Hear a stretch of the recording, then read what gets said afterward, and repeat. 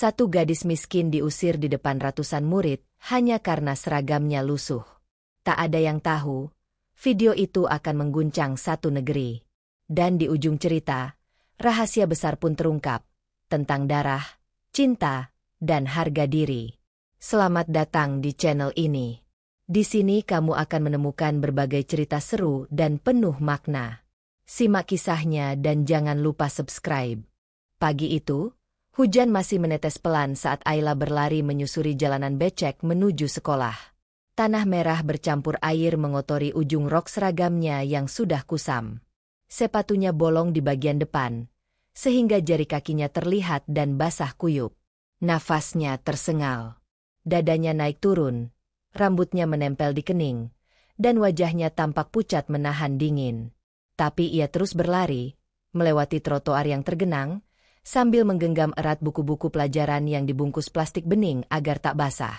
Di tikungan terakhir menuju gerbang sekolah, Ayla hampir terjatuh karena batu licin, tapi ia bangkit lagi, menepis kerikil yang menempel di lututnya, dan melangkah cepat walau kakinya bergetar.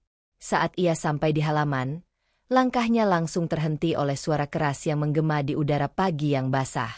"Kamu lagi?" Suara itu membelah keheningan, membuat puluhan kepala murid yang sedang baris di lapangan serempak menoleh ke arahnya.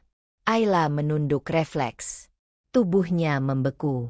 Di depan barisan, berdiri Pak Darto, kepala sekolah berjas hitam dengan wajah tegas dan alis melengkung tajam. "Sudah cukup, Ayla. Ini sudah kelima kalinya kamu datang terlambat bulan ini. Pulang.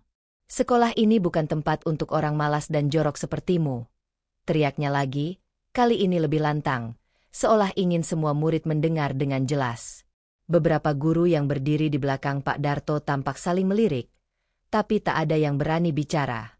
Di antara barisan murid, bisik-bisik mulai terdengar. Sebagian menutup mulut menahan tawa, sebagian lagi hanya menunduk, tak tega melihat Ayla berdiri di tengah hujan seperti anak kecil yang tertangkap basah melakukan kesalahan. Ayla menggigit bibir bawahnya. Ia tak membalas, tak menyela, hanya berdiri di sana dengan tubuh gemetar. Matanya menatap tanah, tapi tangan kirinya terus menggenggam buku-bukunya erat-erat, seolah itu satu-satunya yang masih bisa ia pertahankan. "Apa kamu tuli, Ayla?" kata Pak Darto lagi. Kini suaranya terdengar makin sinis.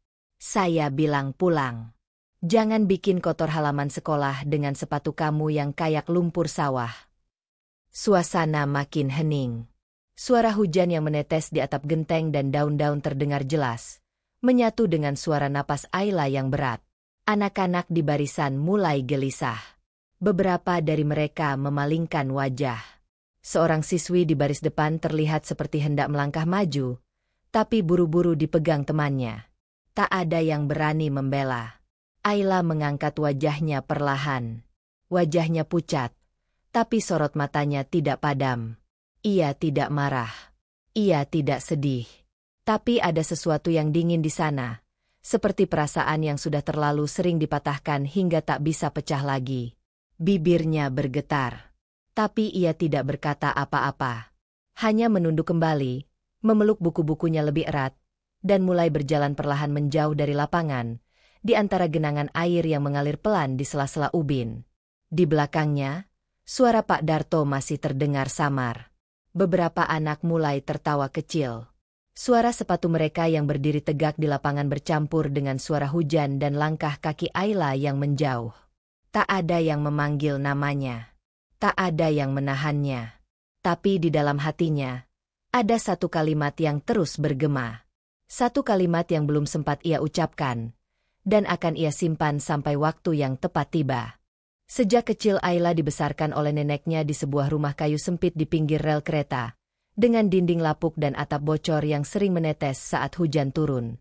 Letaknya tersembunyi di balik deretan warung-warung kecil, berdiri di antara deru kereta dan suara knalpot yang tak pernah benar-benar diam. Di sanalah Ayla tumbuh, tidur di atas kasur tipis, berbagi ruangan dengan rak kayu reot yang menampung pakaian bekas dan buku pelajaran sumbangan. Setiap pagi, sebelum matahari naik, Ayla biasa menyapu halaman kecil yang penuh debu dan serpihan kayu lapuk, sementara neneknya merebus air di atas tungku batu. Bau asap dan suara air mendidih menjadi pengantar rutinnya sebelum ke sekolah.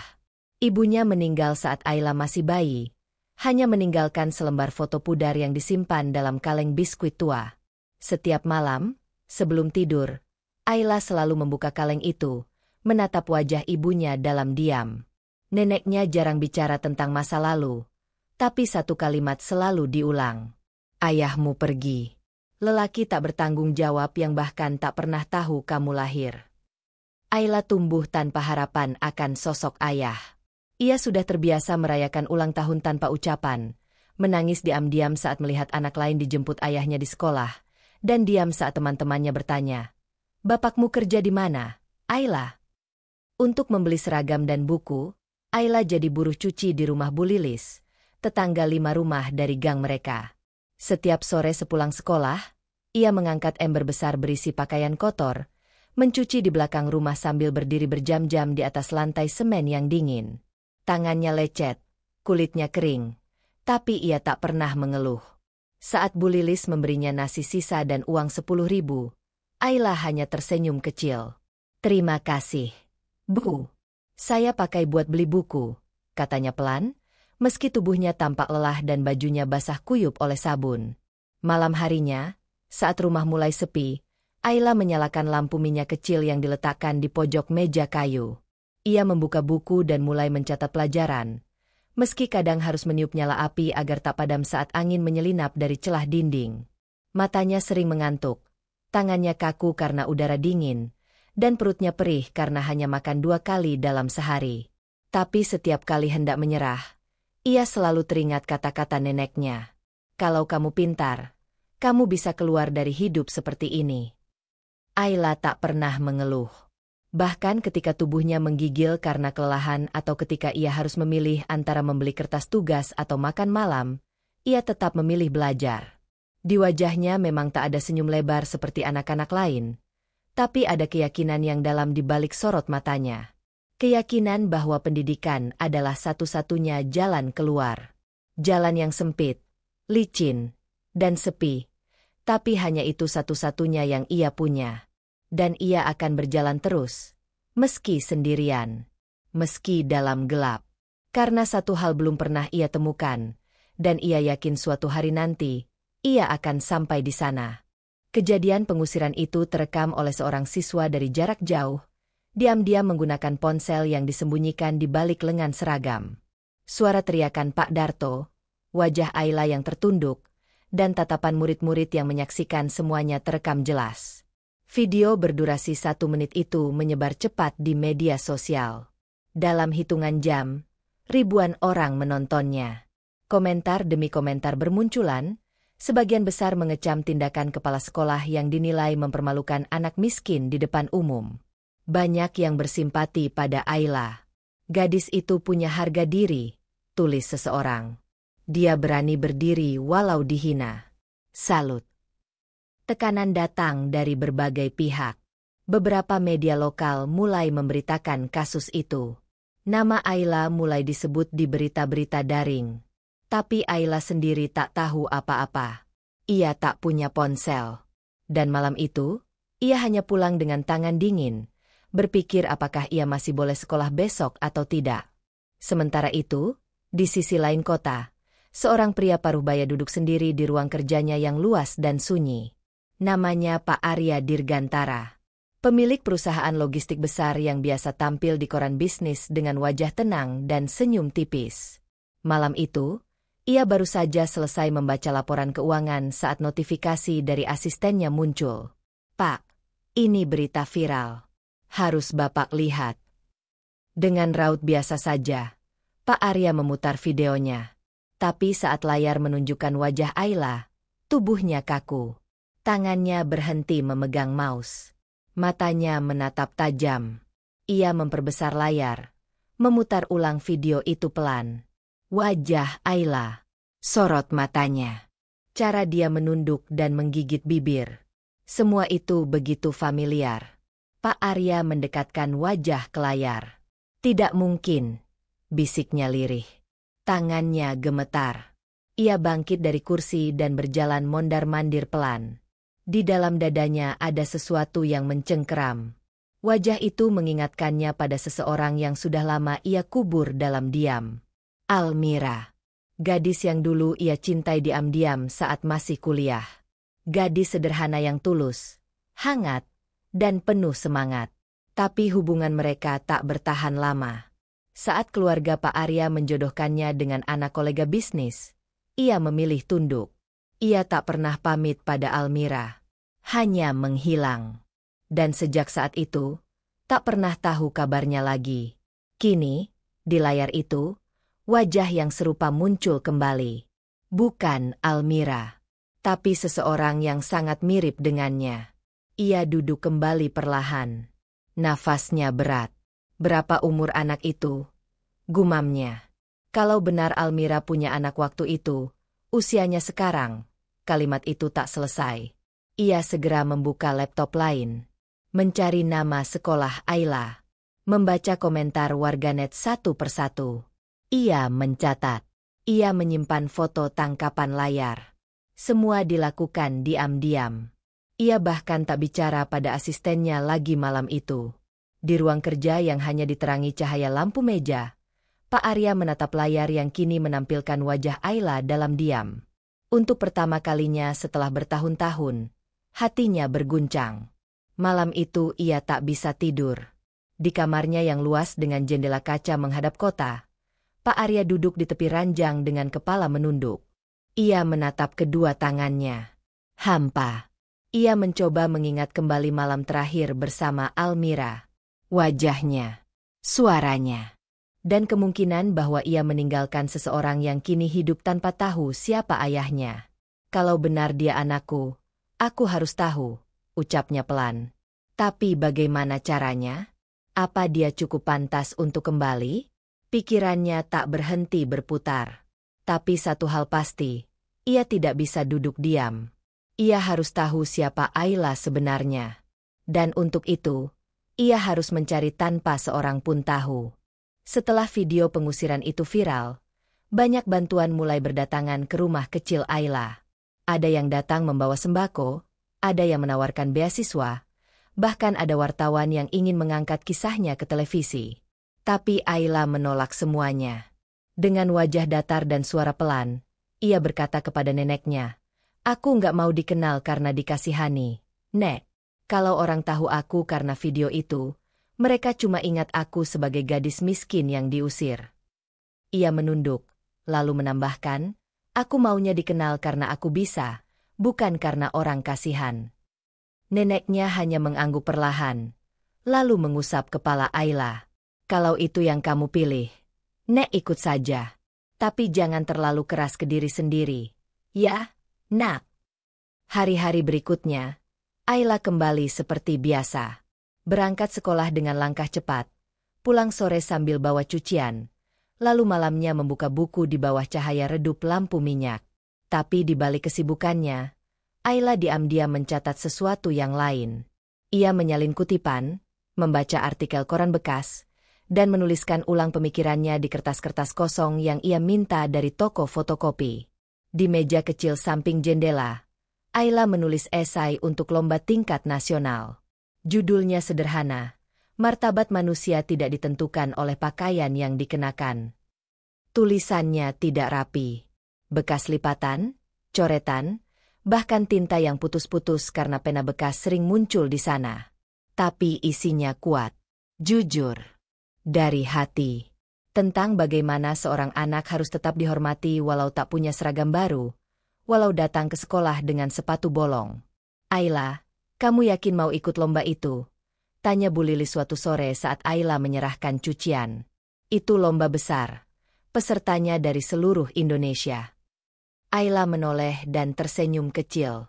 "Saya nggak yakin menang, Bu, tapi saya yakin tulisan saya benar."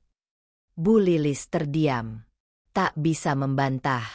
Kalimat Ayla terlalu dalam untuk dibantah. Saat pengumuman finalis diumumkan lewat internet dan koran, nama Ayla ada di sana. Ia tercantum sebagai salah satu dari 5 peserta terbaik nasional. Tapi Ayla tidak membanggakan diri. Ia bahkan tidak memberitahu siapa-siapa. Ia tetap menyapu halaman, tetap mencuci pakaian, tetap duduk di sudut rumah sambil mencatat pelajaran. Ketika neneknya mengetahui kabar itu dari kepala sekolah, Ayla hanya tersenyum dan berkata, "Saya belum jadi juara, Nek. Belum waktunya bangga." Tapi di balik ketenangannya, ada sesuatu yang sedang tumbuh dalam dirinya. Rasa percaya. Rasa bahwa ia mampu berdiri bukan karena belas kasihan, tapi karena kerja keras dan keyakinan. Dan ia tahu, langkahnya belum selesai, karena yang sebenarnya sedang ia kejar, belum terlihat di depan mata. Di hari penganugerahan lomba di Jakarta, Ayla duduk di peron stasiun dengan ransel kecil di pangkuan. Uang di kantongnya tak cukup untuk ongkos bis antar kota. Jadi ia memilih kereta ekonomi paling pagi, yang bangkunya keras dan ventilasinya sempit.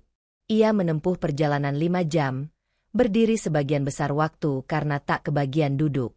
Tiba di stasiun Jakarta, Ayla turun dan melangkah pelan. Gedung tempat acara berjarak hampir 2 kilometer. Ia menolak tawaran ojek. "Saya jalan kaki saja, Pak. Uang saya pas-pasan," katanya jujur. Sinar matahari terasa terik, jalanan penuh kendaraan, dan Ayla berjalan di pinggir trotoar sambil menunduk, memeluk ranselnya erat-erat. Sandalnya tipis, tapaknya mulai sobek, tapi langkahnya tak goyah. Ia datang bukan untuk terlihat pantas, tapi untuk membuktikan dirinya layak. Gedung tempat acara megah dan dingin. AC mengalir kencang. Lantainya mengkilap. Di dalam, kursi-kursi disusun rapi, tamu-tamu duduk rapi dengan pakaian rapi. Sementara Ayla masuk dari pintu belakang, menggenggam undangan yang sudah lusuh.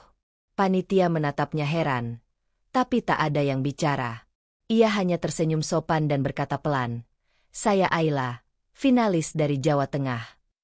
Ia duduk paling ujung, menunduk, menenangkan napasnya yang belum stabil. Beberapa tamu menoleh, melihat penampilannya. Tapi Ayla diam.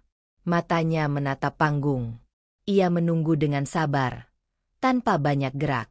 Di dadanya, jantungnya berdetak cepat, tapi wajahnya tetap tenang. Saat nama-nama finalis dibacakan, Ayla mendengarkan dengan kepala sedikit tertunduk. Hingga akhirnya, suara pembawa acara berhenti sejenak, lalu berkata, "Dan inilah juara utama lomba esai nasional tahun ini, Ayla Nur Rahmah." Ruangan langsung ramai. Sorak tepuk tangan memenuhi aula besar itu. Kamera mengarah ke kanan dan kiri, lalu fokus ke Ayla yang masih belum bergerak. Panitia memanggilnya lagi. "Silakan ke atas panggung, Ayla." Ia bangkit perlahan. Langkahnya tegak, tapi tubuhnya masih terasa letih. Ia berjalan ke panggung dengan wajah penuh keyakinan. Tak ada ragu, tak ada senyum berlebihan. Ia hanya menatap lurus, lalu berdiri di depan mikrofon. Beberapa orang mulai berbisik. Pembawa acara menyerahkan piala, lalu mempersilakan Ayla memberi sepatah dua kata. Tapi sebelum ia bicara, dari barisan tamu undangan, seorang pria berkemeja gelap tiba-tiba berdiri dan berjalan ke arah panggung. Langkahnya cepat, wajahnya tegang, dan matanya tak lepas dari Ayla. Orang-orang mulai bertanya-tanya. Panitia tampak kebingungan. Pria itu berhenti tepat di depan panggung, menatap Ayla dengan pandangan dalam dan suara lirih. "Kamu anakku, Ayla. Ayah sudah mencarimu selama ini." Suaranya pelan, tapi cukup jelas didengar barisan depan. Mikrofon tetap menyala. Ruangan langsung sunyi. Ayla terdiam. Matanya membelalak, menatap pria itu dengan bingung. Sorotan lampu panggung membuat wajah pria itu terlihat jelas. Ada gurat rindu, ada ketegangan, dan ada keyakinan. Tapi Ayla tak langsung menjawab. Ia menatap pria itu lekat-lekat. Keningnya berkerut, bibirnya gemetar. Ia membuka mulutnya pelan, tapi tak ada kata yang keluar. Di kepalanya, pertanyaan menumpuk. Siapa pria ini? Kenapa sekarang? Kenapa di sini? Dan kenapa wajahnya seperti pernah ia lihat dalam mimpi-mimpi yang tak pernah ia ceritakan ke siapapun? Ayla tetap berdiri di sana, dengan tubuh lelah, sorot mata campur aduk, dan suara di dalam hatinya yang mulai bicara. Tapi belum sempat ia jawab. Ayla menangis, tapi tubuhnya masih berdiri kaku di atas panggung. Tangannya gemetar di samping tubuh. Ia menunduk, menutup mulut dengan satu tangan, mencoba menahan suara isaknya agar tak pecah di depan semua orang. Beberapa penonton mulai mengusap mata, sebagian lainnya merekam dengan ponsel. Di bawah panggung, Pak Arya menatapnya dengan mata berkaca-kaca. Wajahnya menua, lelah, tapi penuh harap. Ayla menarik napas panjang, lalu pelan menurunkan tangan dari wajahnya. Ia menatap pria itu, air matanya masih jatuh satu-satu, dan berkata dengan suara nyaris berbisik, "Kalau benar bapak ayahku, kenapa baru sekarang?" Pak Arya menunduk. Tangannya mengepal di samping tubuh. Ia membuka mulut, lalu menutupnya kembali. Suaranya keluar serak, dalam, dan tak stabil. "Karena dulu, aku terlalu lemah. Aku gagal mempertahankan ibumu. Aku tidak tahu harus kemana mencarimu setelah semua itu. Tapi Ayla, setiap malam, aku berdoa agar bisa bertemu kamu lagi. Aku tahu aku salah. Tapi sekarang, aku cuma ingin jadi bagian dari hidupmu. Kalau kamu izinkan." Suasana di ruangan benar-benar hening. Tak ada suara, selain mikrofon yang menangkap napas tertahan Ayla. Ayla menunduk lagi. Air matanya semakin deras. Tapi kali ini, bahunya bergetar. Ia menangis, bukan karena sedih saja. Ada marah, ada rindu, ada luka, ada sesuatu yang selama ini ia pendam sendiri sejak kecil. Ia berusaha bicara, tapi suaranya tercekat. "Aku nunggu jawaban ini seumur hidupku," katanya akhirnya, pelan. "Aku pikir, aku nggak pantas dicari. Aku pikir aku ditinggal karena aku nggak cukup berharga." Pak Arya naik satu langkah ke panggung. Ia mengulurkan tangan. "Maafkan ayah. Tolong." Ayla menatapnya, lalu pelan-lahan, ia melangkah maju dan memeluk pria itu. Bukan karena ingin uang. Bukan karena ingin diakui. Tapi karena hatinya butuh kejelasan. Pelukan itu tak lama, tapi cukup untuk menggetarkan seluruh ruangan. Ayla bersandar di dada ayahnya, menangis dalam diam. Pak Arya memejamkan mata. "Kamu hebat sekali, nak," bisiknya. "Kamu besar jadi orang yang ayah banggakan, walaupun ayah nggak pernah hadir." Kamera menangkap momen itu. Tapi Ayla tak peduli. Setelah beberapa detik, ia melepaskan pelukan itu. Ia mengusap wajahnya, menarik napas panjang, lalu berkata tegas, "Tapi aku masih ingin jalanin hidupku sendiri. Aku sudah terbiasa sendiri." Pak Arya mengangguk pelan, matanya merah, tapi ia tersenyum kecil. "Ayah nggak akan ganggu, tapi ayah akan selalu ada." Hari-hari setelah itu tak langsung berubah jadi indah. Ayla tetap hidup sederhana. Ia tetap menolak semua tawaran bantuan yang datang setelah videonya viral. Banyak yang ingin menjadikannya bintang iklan, duta motivasi, atau konten inspiratif. Tapi Ayla memilih diam. Ia kembali ke kotanya, membawa piala lomba, tapi tidak membanggakan apapun. Ia hanya menyimpannya di rak kecil, di kamar kosnya yang sempit. Ia tetap belajar, tetap bekerja paruh waktu, dan tetap menulis. Ia dapat beasiswa dari kampus impian, tapi itu pun ia raih dengan usahanya sendiri. Tak ada jalan pintas. Kini, Ayla bukan lagi gadis yang diusir dari sekolah di pagi buta. Ia juga bukan hanya anak dari orang kaya yang terlambat mengaku. Ia adalah simbol dari sesuatu yang lebih dalam, bahwa martabat manusia tidak bisa diukur dari baju yang dipakai, uang yang dibawa, atau siapa yang dikenalnya. Tapi dari cara ia berdiri ketika dijatuhkan, dari suara yang tetap ia jaga walau dicaci, dan dari pilihan untuk tetap jujur walau dunia menyuruh berpura-pura. Dan di antara semua keramaian, Ayla hanya ingin satu hal, terus melangkah, tanpa harus berhutang harga diri pada siapapun. Tapi di hari itu, ada satu amplop tak bernama tiba di kosnya. Ayla membukanya perlahan. Cerita ini mengajarkan kita bahwa harga diri tak ditentukan oleh harta, tapi oleh keberanian untuk bertahan dan melangkah. Semoga kisah Ayla menjadi inspirasi bagi kita semua untuk tidak menyerah pada keadaan. Wassalamualaikum warahmatullahi wabarakatuh. Jangan lupa like, komen, dan subscribe untuk cerita inspiratif lainnya.